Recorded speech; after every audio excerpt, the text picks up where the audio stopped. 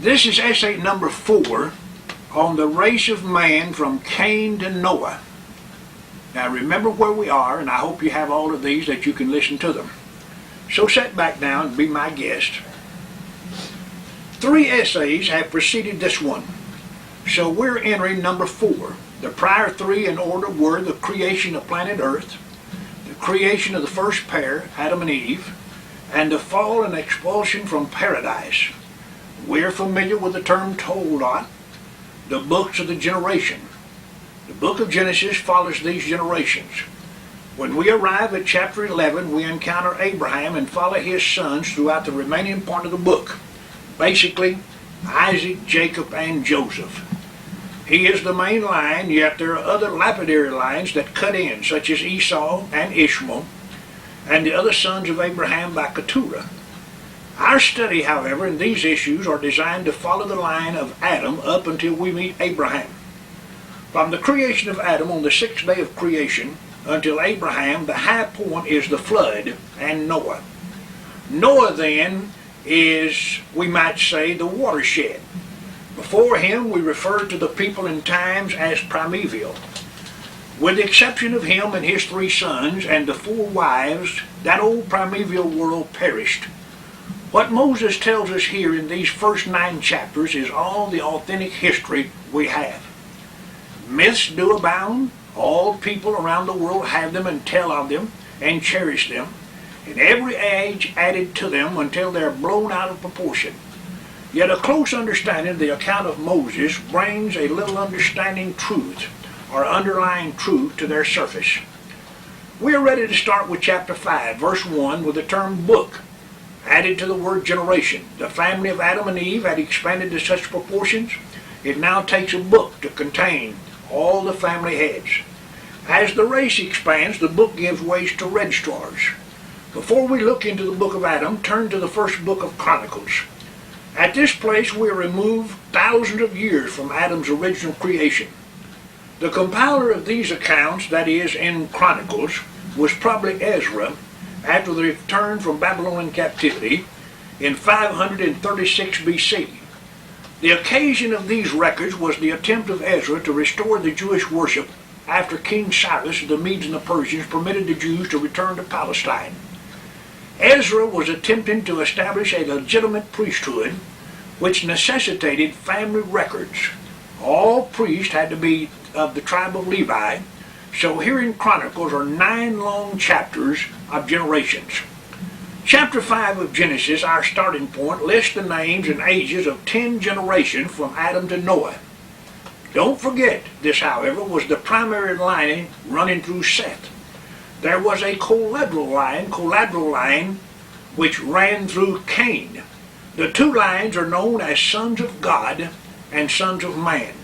Sons of God through Seth, sons of man through Cain, 2 lines, 2 branches off the original trunk of Adam. We said in the last writing, the tree of Adam was branching out. The earth is being filled with people. This is what God desired. He blessed them in chapter 1 for that purpose, to multiply and fill the earth. Look at verse 13, chapter 6. And God said unto Moses, the end of all flesh is come before me, for the whole earth is filled with violence through them. And behold, I will destroy them with the earth. And that he did by the flood. Noah was 600 years old when the waters raged. Verse 6, chapter 7. Adam was 130 years old when Seth was born and lived to be 930 years old. He lived then 800 after Seth's birth. Now if he, Adam, died the year Noah was born, note I say if, then from verse 1 of chapter 5 down through in verse 32 is 1400 years. If anyone doubts that we have ample material to write a treatise on, in only 31 verses, be reminded we're not only covering 31 verses, but 1400 years or more years of human history, violent history at that. While speaking of ages, Noah lived after the flood another 350 years, 600 before, 350 after. So Noah is very important in tying the 2 worlds together. That is, the one before the flood and the one after. To understand the Bible, we must know Noah. Not only was he a preacher of righteousness, the builder of the ark, a man who knew the earth before and the new earth after the waters had destroyed the primeval earth, but he was the first man to lay eyes on the new world. He and Adam had that in common. Both saw the earth before any other rational creature did. The characteristic which makes Noah of such interest to us was the gift of prophecy, of which God endowed him.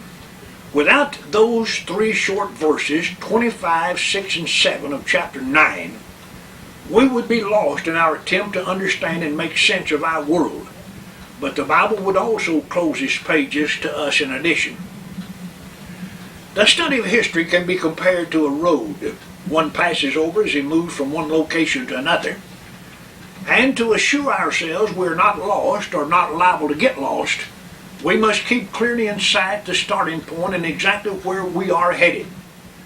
As stated above, 1400 years lies ahead, out there before us to travel, and we do not intend to miss any of it.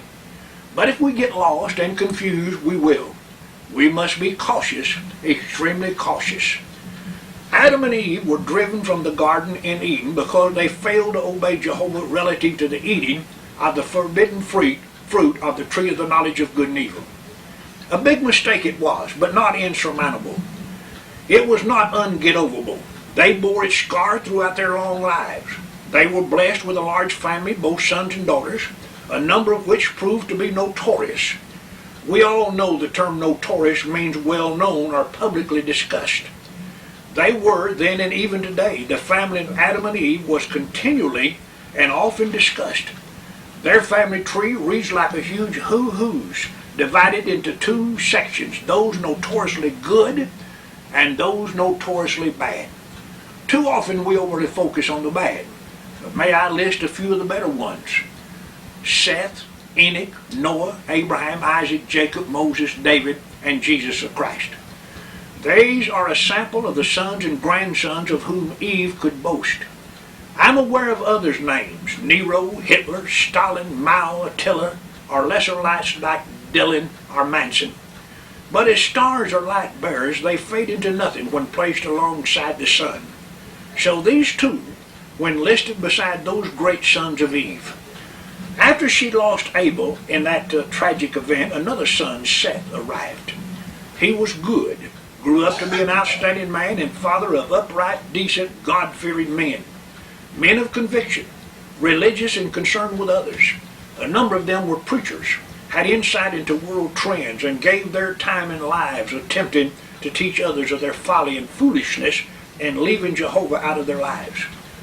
But their efforts met with little immediate success. Instead of evolution, their age produced devolution.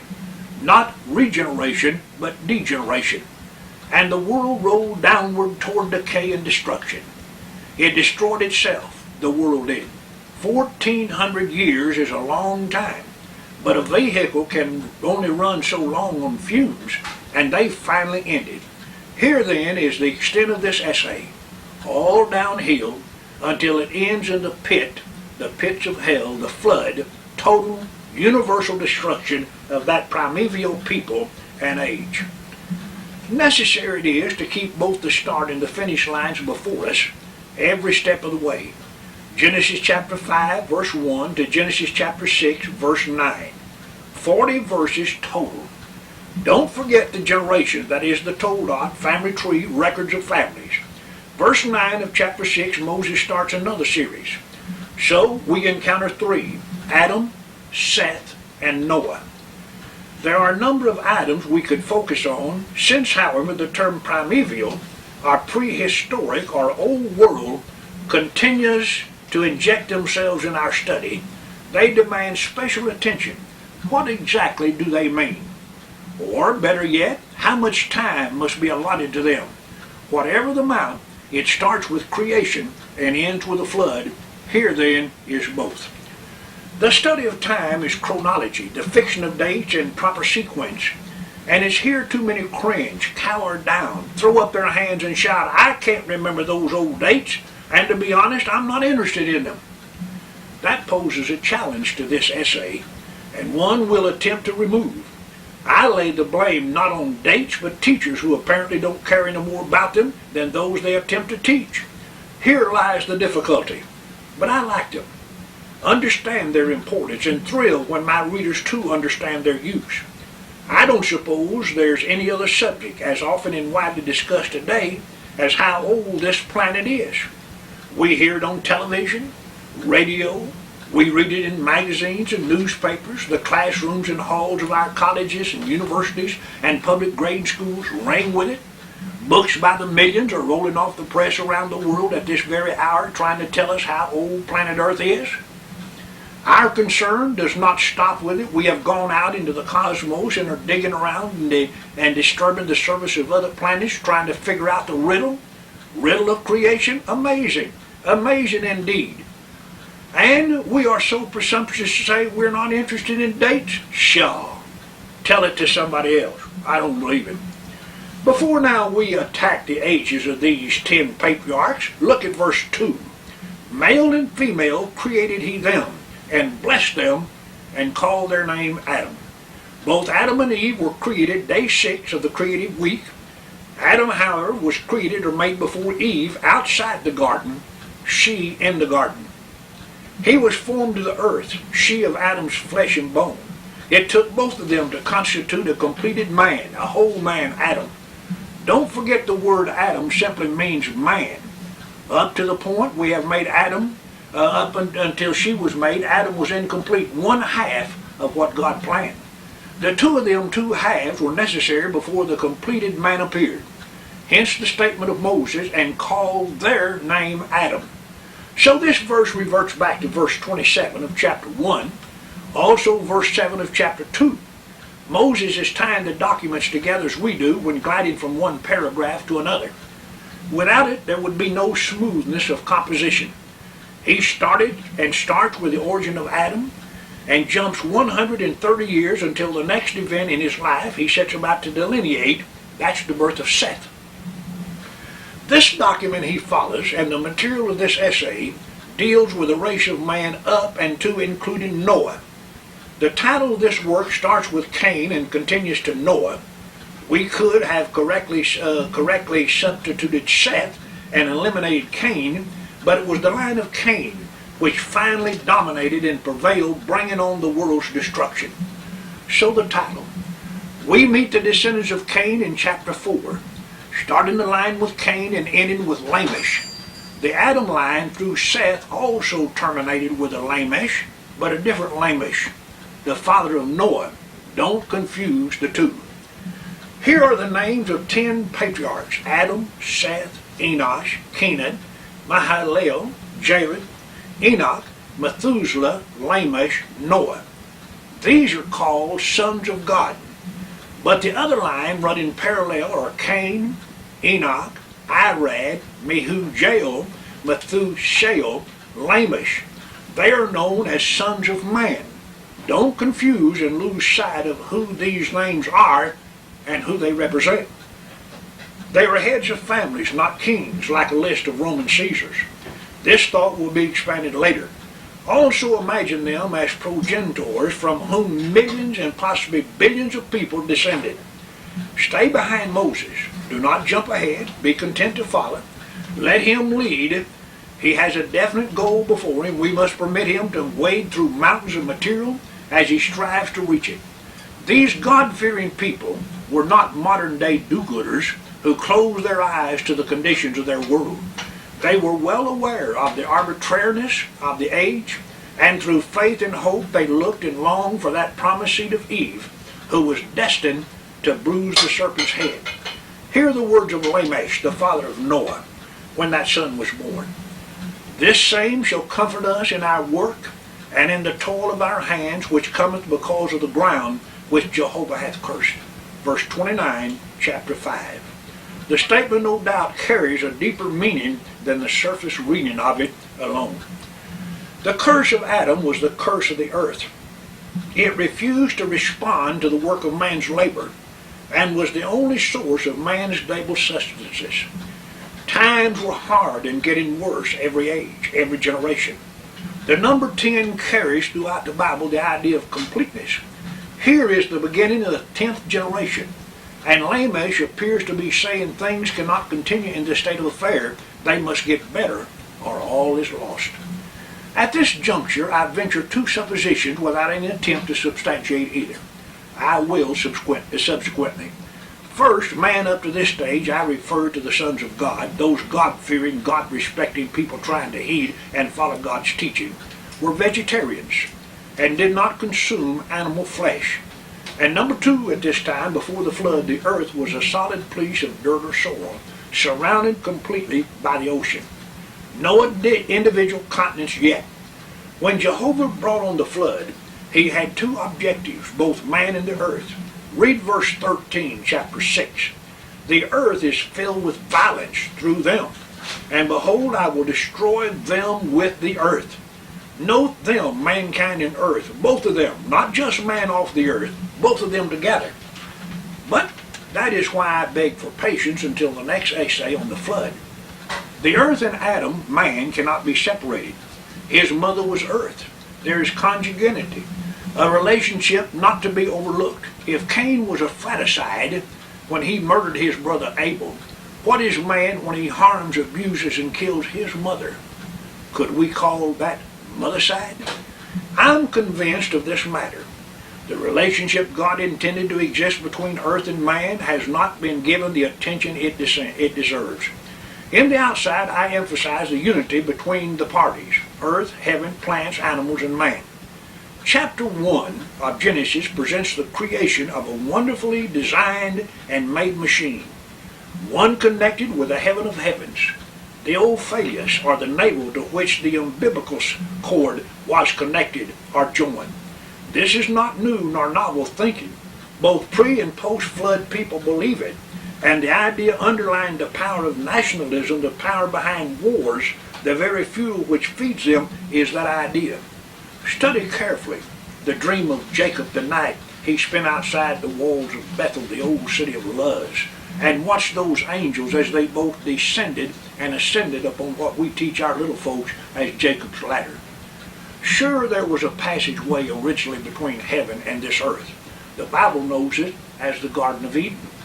There the two parties met and communed together in sweet, blissful, peaceful harmony. Show me where God ever met, walked, or talked with Adam or Eve on their families on this earth outside that garden. When Cain and Abel sacrificed, they brought them where? To the gate, the entrance of which was guarded by a cherubim. Later, when God's presence honored the Jews in the tabernacle, where was that presence? Did he walk those streets and lanes separating the tents of over 2 million people? Did he walk the streets of Jerusalem in the time of Solomon's temple? Has he ever condescended to walk with man anywhere upon this earth beside in the cool of the evening in that paradise of our first progenitors? If so, find it. If it can be done, the beauty and charm of the last of Revelation will be shattered. Faith will be destroyed. All the driving force of hope will be taken from the Christian. God's feet are too clean and holy to walk amidst the filth and foul corruption of earth. The city he will honor must have streets paved with solid gold. His throne in heaven is surrounded with a pavement of pure, clean, transparent glass, clear and sparkling as crystals, so clear one can see through it. Absolutely, he designed this earth to reflect his character. He made it originally to be an extension of heaven, tied with a cord through which the life of that wonderful country could flow. In less than 2,000 years, it had gotten so dirty, morally and viciously corrupt, he even contemplated destroying it completely. But out of his abundant goodness and overflowing compassion, instead of utter destruction, he washed it clean with water. Next time, there will be no water, no earth to wash, nothing but total, absolute destruction by fire. Once again, the elements of which this earth was originally made will revert to the state of chaos, and he again will make a new heaven and earth insulated from all sin. It will be unheard of, unknown there. But from the time of Seth, at which time man began to call on the name of Jehovah, until the life of Noah, this earth was filled with violence. The word means arbitrariness, based on one's preference, whim, capricious, not fixed by rules, left to one's own judgment or choice. Millions and billions of people roaming around like cattle, recognizing no rules, no laws, without any standards whatsoever. No wonder the All Holy One said, "It repents me that I ever made them." Here then is the race of man from Cain to the flood. The race this essay will attempt to bring before our eyes and determine what happened to it. How came all those people perished? What provoked the God of heaven to destroy them? What kind of people were they? Had they advanced to a state of society anything akin to the societies we're familiar with? Were there any laws at all? We have records and histories of people on this side of the flood pretty primitive. People who had not advanced too much higher than packs of vicious animals. Was that world and those people that backward and primitive? Does Moses give us even the slightest of clues to help us in our wondering? Maybe. There may be more lying before us than we realize. Oftentimes the plain or simple we overlook, for we tend to favor the more difficult. Too often we hunt for big, profound sounding words to try to express our thoughts, when a little simple one will do the job much better. So these first few chapters of Genesis may have in them details and explanations too many of us are hunting for in old musty volumes of antiquity. Hunt no more. Rumble? Stop the rumbling. Leave those old time-worn, antiquated potsherds where they belong, on the shelves of those useless, forgotten archives, tombs of ages and people lost, past, and gone forever, never to be resurrected until the Son of Righteousness brings all hidden things to light. Jehovah God, the Creator and Upholder of all things, world too numbness to even contemplate, has not left himself without witness. A flower here, a tree yonder, a storm up high, rumblings below, his ever-living word before us. Let the sons of God doubt and hunt and probe, but the sons of God possess the records. We read and study the accounts logged and preserved by men who were there, saw with their own eyes, heard the sounds, felt the emotions, feelings too strong to fade with time. Eyewitnesses, if you will, men like Adam and Noah, and the little baby floating down the Nile who grew up to be the great Moses. Why would anyone seek more? It's all here in 10 or 12 short, simple chapters of Genesis, the book of beginnings. Excuse, please, the diversion, but even the more serious can profit from a little pastime of amusement. We are following a thread from creation from Adam to Abraham. But threads, if I remember the definition of which states a spring-like length of material made up of two or more fibers or strands. With this in mind, we must not overly focus on just one of the strands. There are two. One sin, the other grace, the grace of God, and sin of man. Did not the great apostle Paul tie the two together? Where sin abounds, he said, grace more. We usually think of grace following transgression, but I submit that's wrong. Grace preceded sin. It was God's grace that caused him to make provision for sin before it happened. That was before creation. The two concepts must never be separated. They go hand in hand. God, grace, sin, man. So, as we follow this 1400-year road down toward the pit, alongside the other road rises upward toward the cross, the pit, and the cross, God, man. In between the God-man, a unique figure in which both sin and grace meet. Lose sight of him, Moses and his story of the beginning falls flat. Beginning, did we say? Yes. Genesis is a book telling of the beginning, and the greatest of all of them is the beginning of the manifestation of God's grace. We hear it first in his words to Eve in the pronouncement of the curse. Her seed would bruise the serpent's head. Next we saw it in those coats of skin Jehovah made for them. And we felt it when Abel's sacrifice was accepted. Again it's present when the Eternal One reaches out to the rebellious Cain, the advice tendered to him, the sign placed on him for his protection. Also when Seth was given Eve to replace her murdered Abel.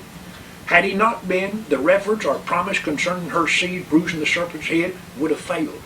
Again, when Jehovah took Enoch inside of many witnesses, The translation proved to them something of the limited power of death.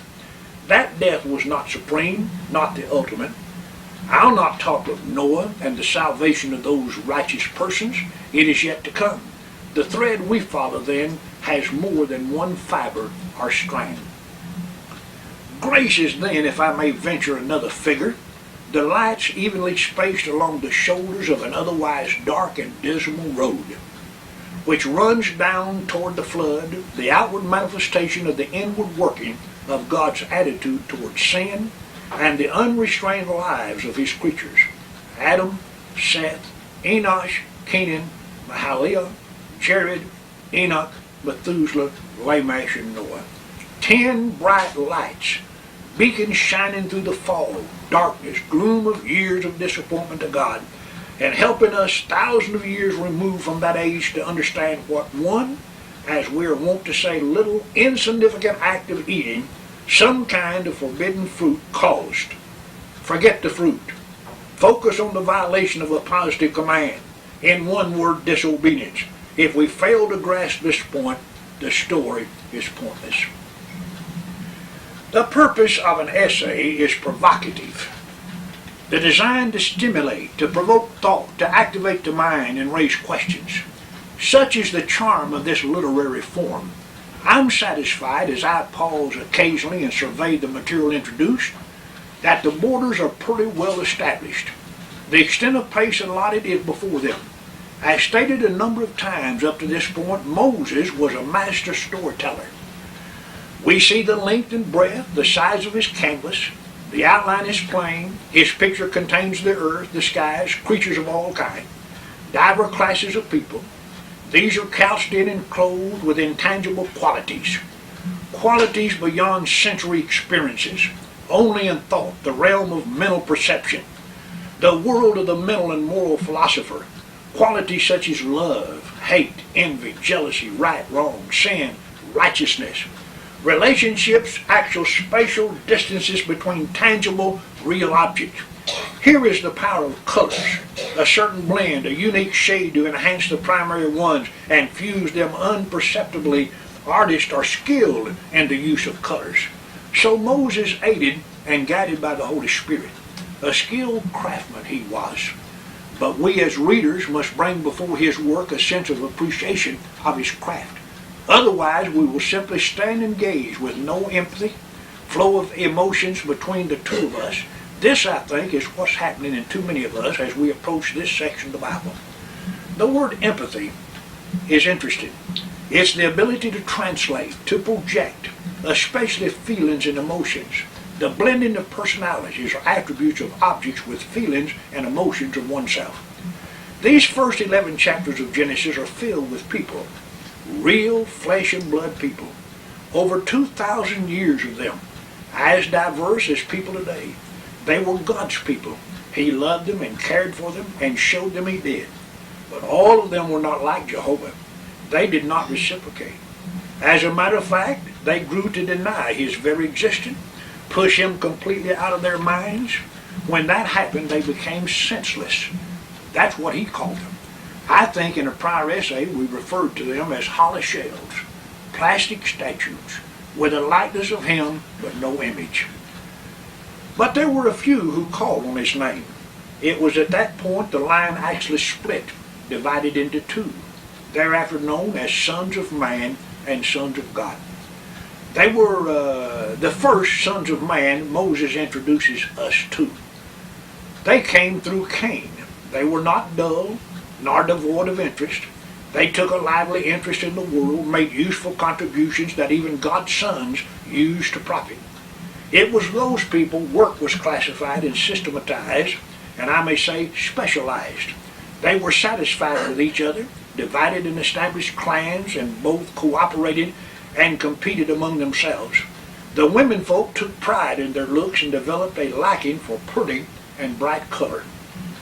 That is, bright colored clothing. Jewelry appeared, all types, all kinds, all different colors. It may be a moody question to ask, but I wonder which contributes to which. In verse 19 through 21 of chapter 4, we read of the family of Lamech of Cain's side. He, remember, had 2 wives. Adair and Zillah both bare him sons, intelligent sons, talented sons. Adair gave birth to Jabal, a cattleman and tent maker. He lived in tents and followed his herds, somewhat nomadic, clannish, and restless. He had a brother named Jubal, musically inclined, had an ear for harmony. His children inherited that ability and invented the harp and pipe, wind instruments. Picture them at night, moon bright, yellow overhead, wolves howling in the distance, night hawks in the trees, gathered around a fire trying to match those sounds on their new discovered toys. Zillah, the other wife of Lamech, don't forget, had poetic talent herself. She bare a son she named Tubal-Cain, and a very beautiful daughter, Naamah. The son Tubal-Cain was an amateur chemist, an inventor, and no doubt a successful entrepreneur. He forged all types of instruments out of brass. Brass is an alloy. An alloy is a mixture. He experimented with different fundamental elements until he came up with brass, a mixture of copper and zinc. I just imagine Naamah, his sister, was often around his furnace, asking questions or offering advice. That stuff he poured out was pretty. She liked it. She fed his ego and bragged that he could make anything. I can imagine her running in one day with a handful of weeds and asking him to make her something like them. They were bright, yellow, and orange, had little short spurs on them with a pod that opened at her touch. Simply jewelry weeds. We know names were very special to primitive people. As they are analyzed, much is learned. Naamah means the lovely, and the mention of her name, or her by name, seems to point up her looks and charm. The Romans in their pantheon included Vulcan, their smith god, named after Tubal-Cain. Look at the formation of the name Vulcan. Drop the first two letters in Tubal and change the B to V, which they often did, and it's easy to come up with Vulcan. The same process works in the name of his Tubal-Cain's mother Zillah. It carries the sound of hissing and signifies a bell or a tinkle. Look at 1 Samuel 3:11 and 2 Kings 21:4. Both passages talk of the tinkle of the ears. Zillah, the mother of Naaman, has through the ages been referred to as a songstress, and the daughter as the writer of lamentations and funeral songs. Lamech has the honor of being the writer of the oldest piece of poetry ever written. The family no doubt was blessed with musical abilities. We must not leave the impression that the world at this stage was not civilized. Such is not the case. May, as I say, as I often do, be patient. When we discuss the dispersion around the Tower of Babel, this matter how advanced that world was will be given ample attention. The two branches of Adam's offspring did not completely separate. Having no contact at all, they did keep in touch. The similarity of names show this to be the case. Too many imagine those people before the flood as savages, running around in loincloths, half naked, carrying big sticks, eating raw, bloody, squawking, still alive animals as old alley-oop in the funny papers, dragging their women folks behind them by their hair. If you be one of these, get that picture out of your mind. Nothing is further from the truth. And before we expel that way of thinking, it's necessary for us to figure a little. So, get out your pencil, take a clean sheet of paper, and figure with me. Turn to chapter 5. Here are the name of 10 generations and dates and ages attached to them. Adam heads the list. He was 130 years old when Seth was born. Adam was created the 6th day of the creative week of chapter 1. So both he and this planet Earth had existed 130 years. Seth was born and lived 105 years and had a son, Enosh. The world and Adam are now 230 years old. Now Enosh lived 90 years and produced a son, Kenan. Adam and the earth were 25 years old. Kenan lived 70 years and had a son, Mahalalel. Stay with Adam.